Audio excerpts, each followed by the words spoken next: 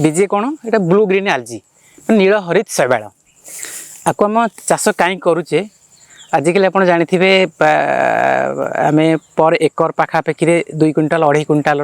synthetic fertiliser like urea potash DAP पकाउे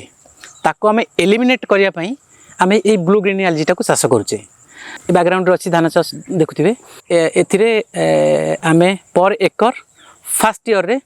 4 KG बीजे पकईलु powder second year रे 2 KG पकईलु third year को 1 KG fourth year onwards आज का date रे 5-7 वर्ष हो गले आमको अप्लाई करिया पड़ूनी कहीं यहाँ फील्ड रे ऑलरेडी मल्टीप्लिकेशन हो सारे आपन को ऑन फार्म रे राइस सहित बीजे ग्रो करिया को हेले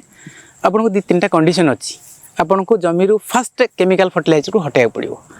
NPK 3टा जिन दरकार धान ताको जदि आम हटई दे धान हेनी आपको इल्ड से आसबनी कि आपको चाषी एक्सेप्ट करेनि चाषी कौन करे सब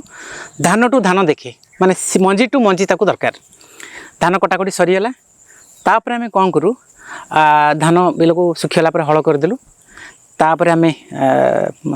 पल्सेस क्रॉप किसी मुग बिरी एगुड़ा को आम बुणीदेलु ताको हार्वेस्ट करदेलु हार्वेस्ट सरीगला ता मूल किसी आमको 30 ରୁ 40 केजी पाखापाखि आमको नाइट्रोजन रहीगला पर एकर मुग बिरी पल्सेस क्रॉप रू तापर आम कौन करूँ जो मे जून मास आसी जाए वर्षा पूर्व आम धनीचा बुणीदेलु आउ थे माटीटा को फर्टाइल करदे आम जेनेराली धान रुआ रुई करदे रुआ रुईर 10-15 दिन पर कि 20 ରୁ 25 दिन पर आम जदि आप फास्ट टाइम बीजे करने चाहते राइस फील्ड रे 4 केजी बीजे दरकार आप 4 केजी बीजे को माटी सहित मिसेकरी गोटे एकर स्प्रेड करदे आपन को फास्ट ईयर रे 20% 30% आसो आपंकर सॉइल कंडीशन देखिकी सेकेंड ईयर ऑनवर्ड्स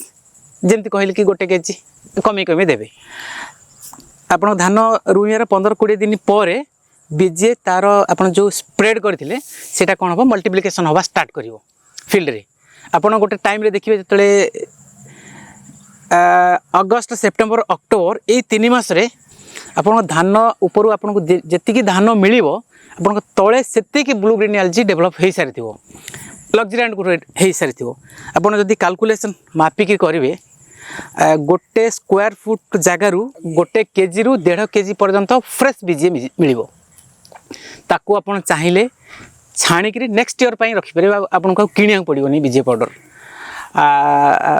यहाँ करदे कौन हम आपको NPK आ दवा पड़ोनी बीजे जो डिकम्पोज हो गला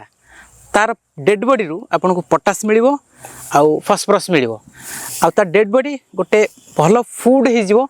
आपणकर सॉइल रे जति माइक्रो ऑर्गेनिज्म अच्छा गोटे ब्यूटीफुल फूड सिस्टम हो ताहले कौन करेंगे आपंकर सॉइल माइक्रोबाल डाइवर्सिटी बढ़ीज आपंकर धान क्षेत्र में N नंबर ऑफ माइक्रोब्स बढ़ीगले से माने तांकर काम करेंगे आपण किए जिंक दब किए आयरन दब किए फॉस्फरस दब